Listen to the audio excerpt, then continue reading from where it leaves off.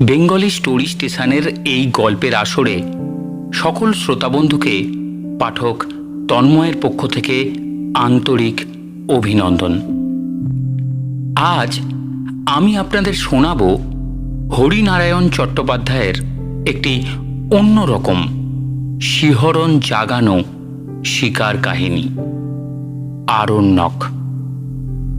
আমাদের বেশ কিছু শ্রোতা শিকার কাহিনী শুনতে চেয়েছিলেন। তাদের জন্য আজ আমরা এই গল্পটি নিয়ে এসেছি। কেমন লাগলো জানাতে ভুলবেন না।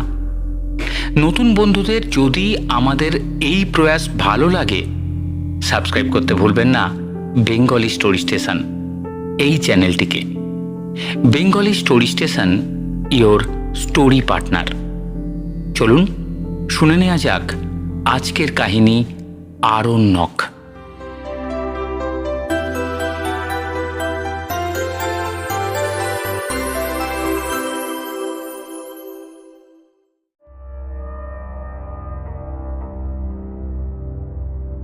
যুক্তির আতস কাঁচ দিয়ে সবকিছুর বিশ্লেষণ সম্ভব নয়। ইন্দ্রিয় গ্রাহ্য জগৎ যেমন আছে, তেমনি আছে অতীন্দ্রিয় জগৎ। সে জগতে সবকিছু বিচিত্র, সবকিছু যুক্তির মাধ্যমে যাচাই করা চলে না। এই অতি প্রাকৃত জগৎকে গায়ের জোরে অস্বীকার যারা করে, তারা পৃথিবীর 12 আনা রহস্যের খোঁজ পায় না।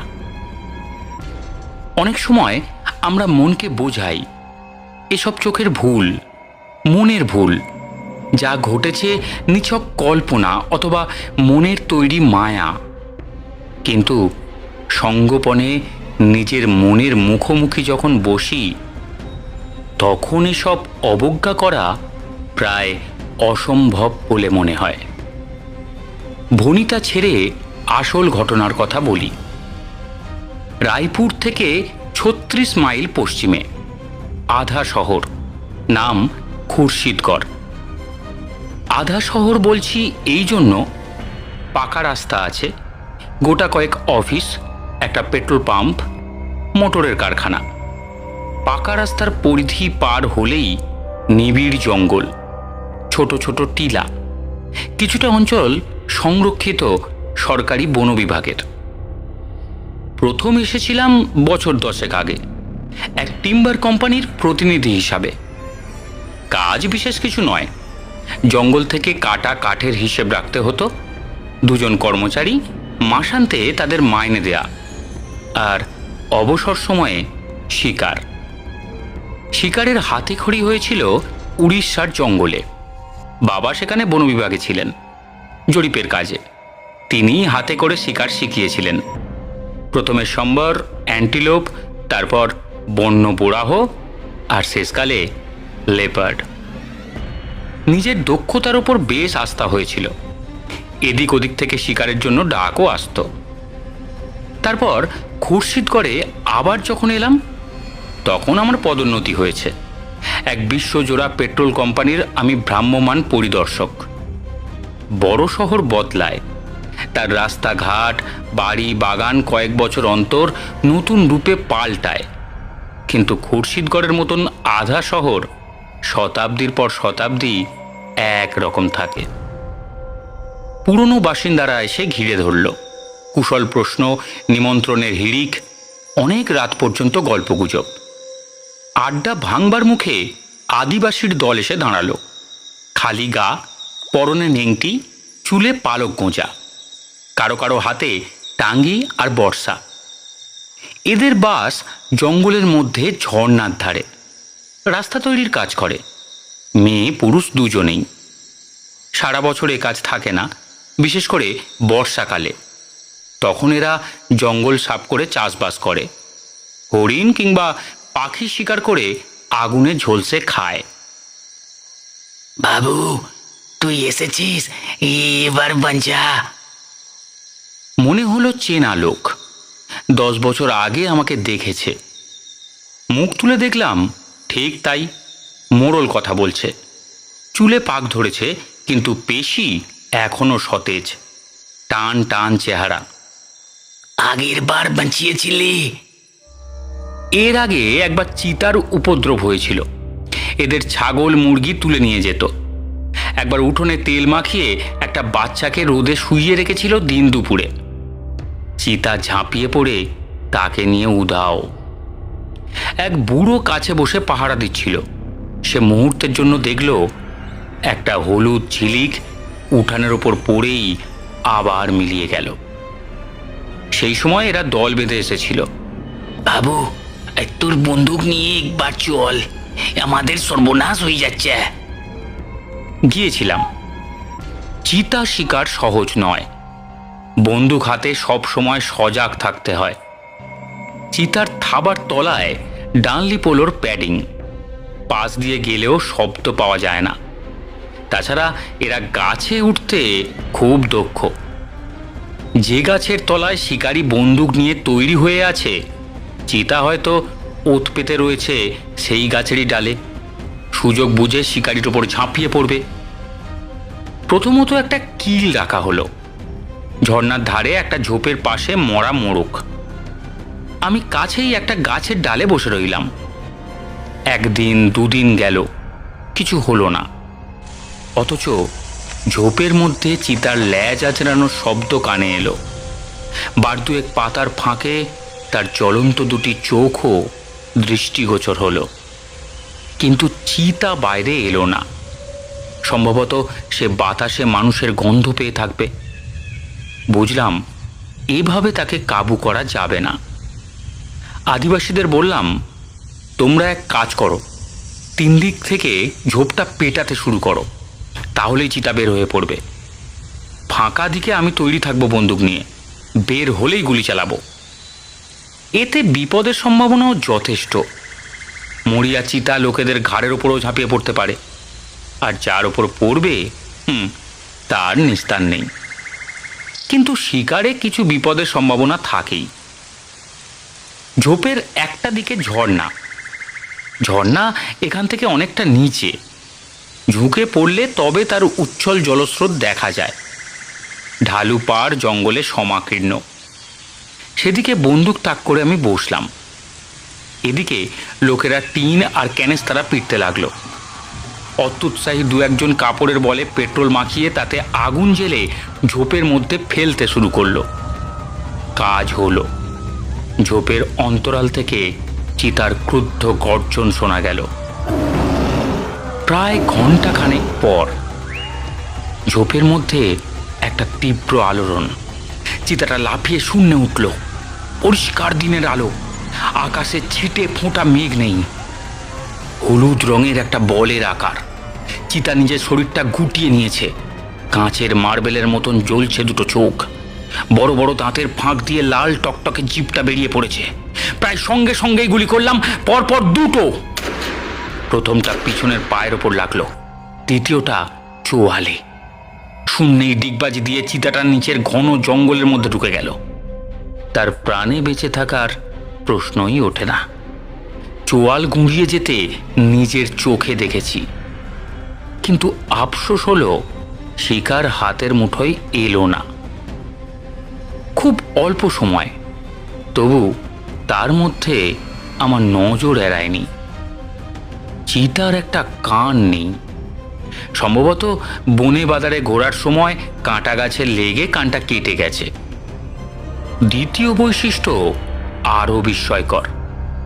চিতার দেহের এক পাশে কোনো দাগ নেই, ধূসর বর্ণ। পরে 2-1 পশুতত্ত্ববিদের সঙ্গে এ বিষয়ে আলাপ করেছি। তারা কোনো সন্তোষজনক উত্তর দিতে পারেনি। চিতাটা যে মরে গিয়েছিল সে বিষয়ে নিশ্চিত হবার আরও একটা কারণ ছিল। তারপর থেকে আর কোনো রকম উপদ্রব হয়নি। 10 বছর পরে আবার সেই উপদ্রব। বাঁচা বাবু, বাঁচা, এই সর্বনাশ হয়ে যাচ্ছে। পিছনে দাঁড়ানো একজন মোড়লের কথার প্রতিবাদ করল। আরে কি বাঘ যে বাবু বন্দুকে টোটা ভুড়ে মারবে? আরে বাঘ খতম, ই তো পিড়ে যাচ্ছে, বাঘ যে রূপ ধরিয়ে এসেছে। শুনলাম, কোনো মন্তব্য করলাম না। আদিবাসীদের জগতে ভূত প্রেতের অবাধ রাজত্ব। হঠাৎ ঝড়ে গাছ পড়ে গেল, সেও অপদেবতার কাণ্ড। আবার গভীর রাত্রে শকুনি শাবকের করুণ কান্নাও প্রেতের কারসাজি। যাই হোক, ঠিক করলাম পরের দিনই শিকারে বের হব। মোড়লকে আমার সঙ্গে দেখা করতে বলে দিলাম, চিতার গতিবিধি সম্বন্ধে বিশেষ রূপে ওয়াকিবহাল থাকবার জন্য। পরের দিন সকালে খাটিয়ায় বসে চা পান করছি, এমন সময় মোড়ল এসে দাঁড়ালো। কি খবর বলো? খবর আর কি বলবো বাবু, কাল মমিন যা বলেছে এই কথাটা মিথ্যে নয়। মমিনকে? আর সে কি বলেছে? মমিন আমার ভাইয়ের ছেলে, সে যে বলেছে ও চিতা নয় অপদেবতা, ও ঠিকই বলেছে। কেন? তাকে স্বীকার করা যায় না। মাস 6 আগে ওই বন বিভাগের একটু সাহেব এসেছিল, 10 দিন ধরে না জেহাল। ই দেখলো চিতার সামনের এক গাছের আড়ালে ও বন্দুক ছুঁড়লো, বাস কোথাও কিছু লাই। একটু পরেই দেখলো ও চিতা পিছনের পাথরের ওপর এক ঢিবির পাশে। শেষকালে ও সাহেব বন্দুক কাঁধে নিয়ে ফিরে গিয়েছিল, স্বীকার করিয়েছিল ও চিতালয়, ও চিতালয়, ভৌতিক কিছু একটা। হেসে বললাম, তা সাহেব শিকারে যাওয়ার আগে ক গ্লাস শরাব টেনে নিতেন, সেই হিসেব রাখো মোড়ল। শুধু সামনে পিছনে কেন, তেমন হলে চারপাশে 4টে চিতা দেখতে পেত। আমার রসিকতায় মোড়ল কিন্তু হাসল না। মোড়লের কাছে শুনলাম নদীর ওপারে বনের মধ্যে চিতার আস্তানা।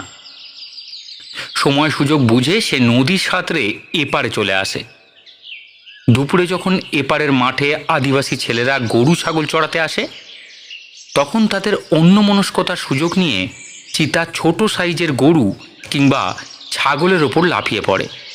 তারপর আধমরা শিকার পিঠে নিয়ে অক্লেশে নদী পার হয়ে নিজের আস্তানায় ফিরে যায়। কোনো কোনো দিন এপারের জঙ্গলের মধ্যে বসেও আহার শেষ করে। একটা বেপরোয়া ভাব, অকুত ভয়, অসম সাহসিক। হলুদ বর্ণের এই অগ্নিশিখা আশপাশের সকলের আতঙ্ক। আমি বললাম, আচ্ছা ঠিক আছে, আজ দুপুরবেলা গাছের ডালে বন্দুক নিয়ে অপেক্ষা করব, ঠিক গোচারণ ভূমির পাশে। হয়তো কয়েকদিন অপেক্ষা করতে হবে, কিন্তু এছাড়া আর পথ দেখছি না। খাওয়া দাওয়ার পর খাকি শার্ট আর হাফ প্যান্ট পরে তৈরি হচ্ছি, এলো গোকুল প্রসাদ। আমি যে পেট্রোল কোম্পানির প্রতিনিধি, গোকুল প্রসাদ সেই কোম্পানির এখানকার ডিস্ট্রিবিউটর। আমাকে দেখে বলল, এ কি, আরে রনসা যে কোথায়? অবশ্য কিপাং নদীর ধারে হরিয়াল আর তিতিদের ঝাঁক এই সময় নামে। পাখি নয় গোকুল, চিতা শিকারে। দৃশ্যত গোকুল প্রসাদের মুখের রং বদলালো। সে গলার স্বর খাদে নামিয়ে বলল, জঙ্গলে যে চিতা অত্যাচার করছে সেটা নাকি? হ্যাঁ, আদিবাসীদের দল এসেছিল, সেই চিতার কথাই বলল। সর্বনাশ, ও কাজ ভুলেও করবেন না। গোকুল প্রসাদের কণ্ঠে আতঙ্কের স্পর্শ। কেন? ওটা চিতা নয়, ওটা অশরীরী কিছু। উচ্চ হাস্য করে উঠলাম। তুমিও দেখছি। জানতাম গোকুল প্রসাদ কখনো নেশা ভাঙ করে না, জীবনে বিড়ি সিগারেটও খায়নি, কাজেই নেশার ঘোরে কিছু দেখবে এমন সম্ভাবনা কম। তবে গোকুল প্রসাদের সঙ্গে দেখা হয়েছিল বছর খানেক আগে। তখনও পর্যন্ত সে অকলঙ্ক চরিত্র ছিল, বছর খানেকের মধ্যে যদি নেশার দাস হয়ে থাকে তো বলতে পারবো না। তাই প্রশ্ন করলাম, কি ব্যাপার বলো তো? গোকুল প্রসাদ খাটিয়ার ওপর চেপে বসল। 3-15 আগে আমি আমি রায়পুর থেকে ফিরছিলাম, ওই চাচার বাড়ি থেকে। বের হতে দেরি হয়ে গেল, মাঝপথে সন্ধ্যা নামলো। আমি গাড়ি চালিয়ে আসছিলাম, জঙ্গলের পাশের রাস্তায় এসেছি, দেখি ঝোপের ধারে একটা চিতা বসে বসে নিজের থাবা চাটছে। মোটরের হেডলাইটে তার দুটো চোখ সবুজ মার্বেলের মতন জ্বলে উঠল। আমি আমি আর থাকতে পারিনি, সঙ্গে সঙ্গে এক্সিলেটারে চাপ দিলাম, বঁ করে গাড়ি ছুটিয়ে নিয়ে চলে গেলাম। আমি আমি বড্ড ভয় পেয়ে গেছিলাম। সঙ্গে কোনো হাতিয়ার নেই, চিতা চিতা যদি মোটরের উপর ঝাঁপিয়ে পড়ে তাহলেই তো বিপদ। মাইল 2 গিয়ে মোটরের গতি কমালাম। বাঁক ঘুরতেই এক দৃশ্য, ঝোপের কাছে বসে চিতাটা থাবা চাটছে। আমি হেসে অভয় দিলাম। আচ্ছা, তোমার কি ধারণা, এত বড় জঙ্গলে চিতা মাত্র একটি, আর নেই? গোকুল প্রসাদ মানতে চাইল না।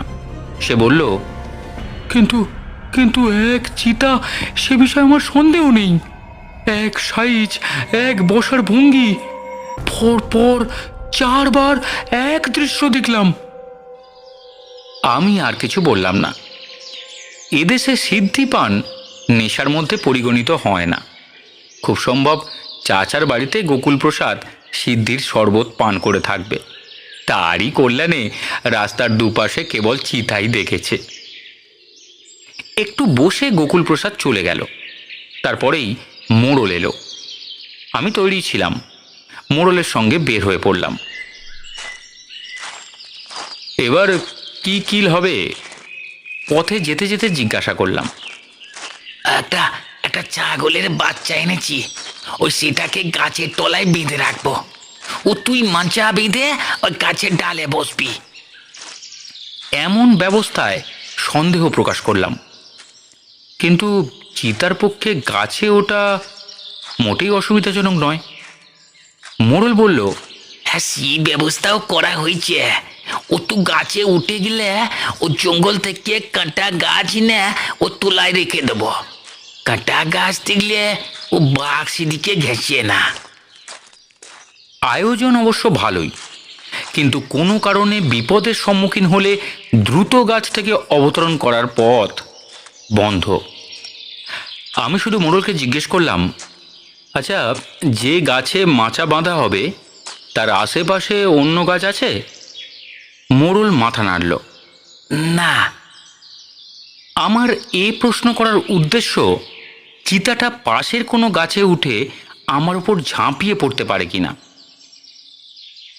যখন মাচার কাছে গিয়ে পৌঁছালাম তখন দুপুরের রোদ স্থিমিত।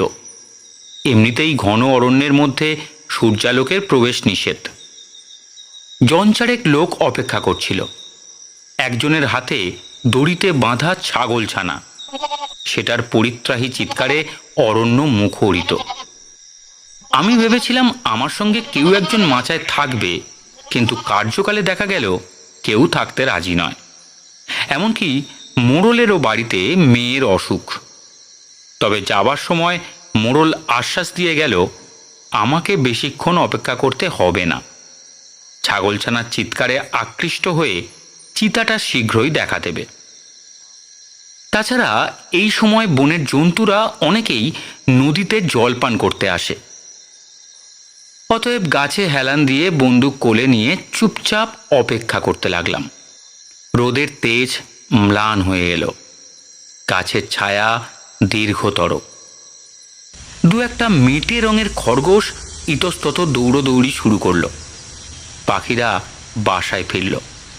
তাদের অপূর্ব কাকলিতে অরণ্যের নীরবতা খান খান হয়ে গেল। সন্ধ্যা নামল।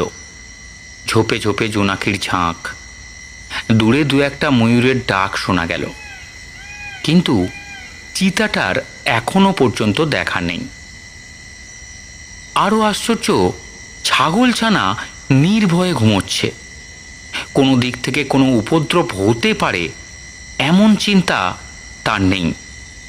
কাগজে মোড়া খাবার আর ফ্লাস্ক থেকে জল পান করলাম।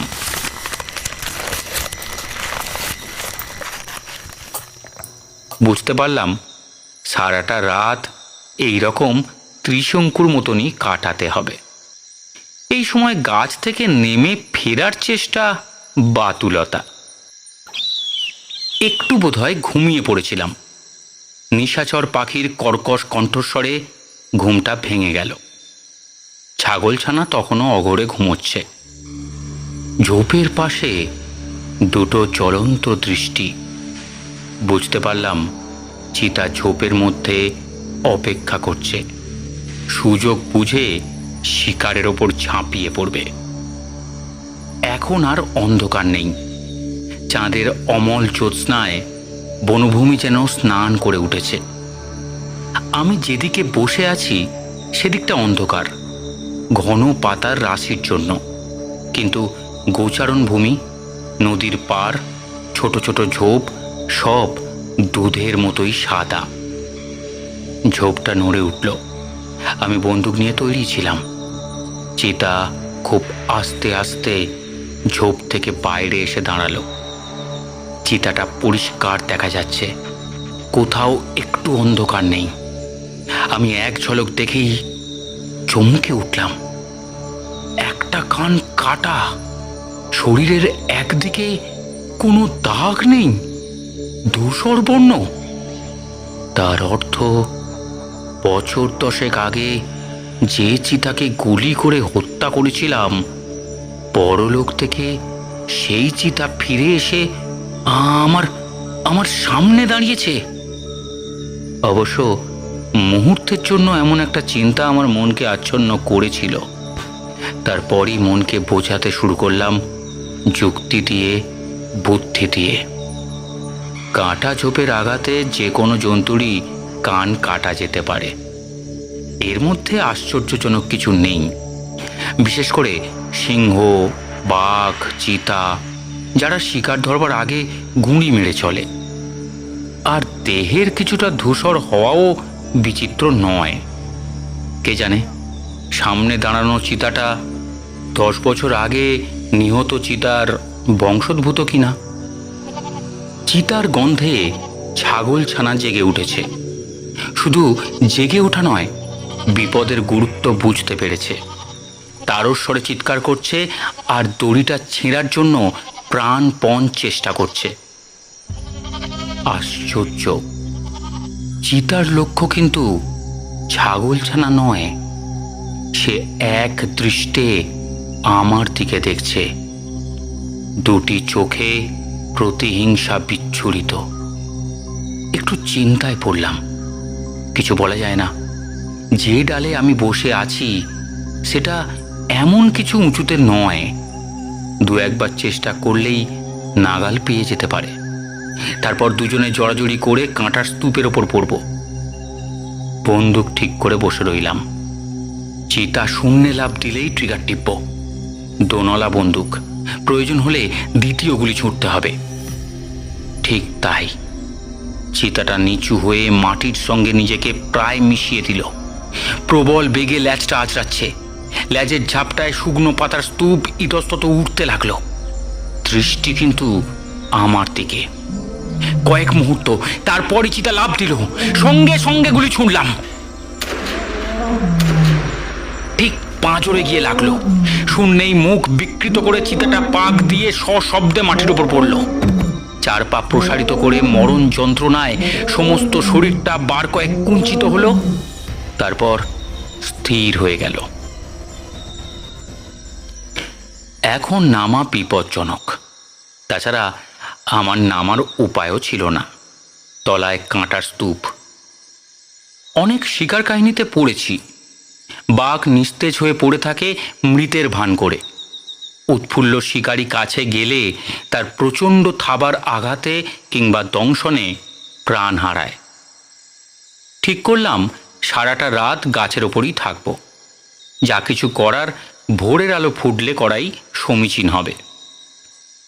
কোমরের বেল্ট খুলে নিজেকে গাছের ডালের সঙ্গে শক্ত করে বাঁধলাম। ঘুমের ঘোরে ছিটকে নিচে পড়ে যাওয়া বিচিত্র নয়। নির্মেঘ আকাশ, সবকিছু দিনের মতো পরিষ্কার। চিতার দিকে দেখতে দেখতে চমকে উঠলাম। স্পষ্ট দেখেছিলাম আমার গুলি তার পাঁজর বিদ্ধ করেছিল, কিন্তু কিন্তু চোয়াল থেকে রক্তের স্রোত গড়িয়ে পড়ছে। 10 বছর আগে ঠিক যেখানে গুলি লেগেছিল। পাঁজর আর চোয়ালের দূরত্ব অনেকটা। গুলি পিছলে চোয়ালে লাগবে তা সম্ভব নয়। আশ্চর্য কাণ্ড! এই প্রথমবার শরীরে একটা শিহরণ অনুভব করলাম। অরণ্যে অন্য সব শব্দ জাদু মন্ত্রে যেন থেমে গেল, এমনকি ঝিঁঝির ডাকও। একসময় ঘুমিয়ে পড়েছিলাম। যখন ঘুম ভাঙল তখন ভোর হয়ে গেছে। চারিদিকে পাখির স্বর শোনা যাচ্ছে। সামনের দিকে চেয়েই চমকে উঠলাম। কোথাও চিতা নেই, অথচ ছাগলছানাও উধাও। অলৌকিক ব্যাপার। গাছ থেকে অনেক কষ্টে নেমে পড়লাম। কাঁটায় 2-1 জায়গায় ছড়ে গেল। কাছে গিয়ে ভালো করে দেখলাম, রক্তের সামান্য দাগও নেই। ছাগলছানা যে দড়িতে বাঁধা ছিল তাও নেই, খুঁটিটাও নিখোঁজ। তাহলে কাল রাত্রে সবকিছু কি স্বপ্নে ঘটেছিল? তা কি সম্ভব? নিজের বন্দুক পরীক্ষা করে দেখলাম, 2টো গুলি রয়েছে। গুলি ছোঁড়া হয়েছিল তার কোনো প্রমাণ নেই। একটু পরেই আদিবাসীরা এসে জড়ো হবে। কি বলবো তাদের? আমার কাহিনী তাদের চিতার সম্বন্ধে অলৌকিকত্বই প্রমাণ করবে। ছাগলছানাটাও নেই, তার অর্থ চিতা এসেছিল। আমার পরাজয়ের কাহিনী আদিবাসীদের কাছে রটে যাওয়ার চেয়ে নিঃশব্দে আত্মগোপন করাই বুদ্ধিমানের কাজ। চলতে শুরু করলাম। একটু চলতেই মনে হলো পিছনে কে যেন আমাকে অনুসরণ করছে। পিছন ফিরে দেখেই থমকে দাঁড়ালাম। চলার শক্তি কে যেন হরণ করে নিল। গাছের আড়ালে সেই চিতা, 2টি চোখে আগুনের ঝলক, চোয়াল আর পাঁজরে রক্তক্ষত। আহত চিতা কি আমাকে অনুসরণ করছে? কিন্তু বন্দুকে 2টো গুলি যখন অটুট, তখন চিতা আহত হলো কি করে? বন্দুক তুললাম। মনে হলো ভোরের কুয়াশার মধ্যে চিতা যেন মিলিয়ে গেল। একবার নয়, এক দৃশ্য বারবার 3 বার। অগ্নি ঝরা দৃষ্টি দিয়ে আমাকে জরিপ করতে করতে চিতা চলেছে। তারপর অনেকদিন কেটে গেছে। বয়স হয়েছে। শিকার করার শক্তি আর নেশা কোনোটাই নেই। প্রায় অবসর জীবনযাপন করছি। মাঝে মাঝে রায়পুর অঞ্চলের বন বিভাগের কয়েকজন দেখা করতে আসে। সকলের মুখেই এক কাহিনী শুনি। কাটা কান আর রক্তাক্ত দেহ নিয়ে যে চিতাকে প্রায় রাত্রের অন্ধকারে দেখা যায়, তাকে বধ করা কোনো শিকারীর পক্ষেই সম্ভব হয়নি। সকলেই বাধ্য হয়ে স্বীকার করেছে ওটা সাধারণ চিতা নয়, হয়তো চিতাই নয়, চিতার প্রেতাত্মা। আমারও তাই মত। কিন্তু আমার যুক্তিবাদী বন্ধুরা, যারা সবকিছু বিজ্ঞানের কোষ্ঠী পাথরে যাচাই করে নিতে চান, তাদের আমি কি করে বোঝাবো?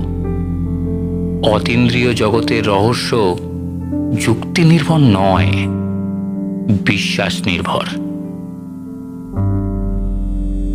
শুনছিলেন হরিনারায়ণ চট্টোপাধ্যায় রচিত একটি ভৌতিক শিকার কাহিনী আরণ্যক। গল্প পাঠে আমি আপনাদের গল্প পাঠক বন্ধু তন্ময়। কেমন লাগলো আজকের আমাদের এই গল্প পাঠ ও প্রস্তাবনা জানাতে ভুলবেন না। আর যদি ভালো লাগে সাবস্ক্রাইব করতে ভুলবেন না বেঙ্গলি স্টোরি স্টেশন চ্যানেলটিকে। Bengali story station, your story partner. আগামী সপ্তাহে আরও একটি রোমাঞ্চকর গল্প নিয়ে হাজির হবে বেঙ্গলি স্টোরি স্টেশন।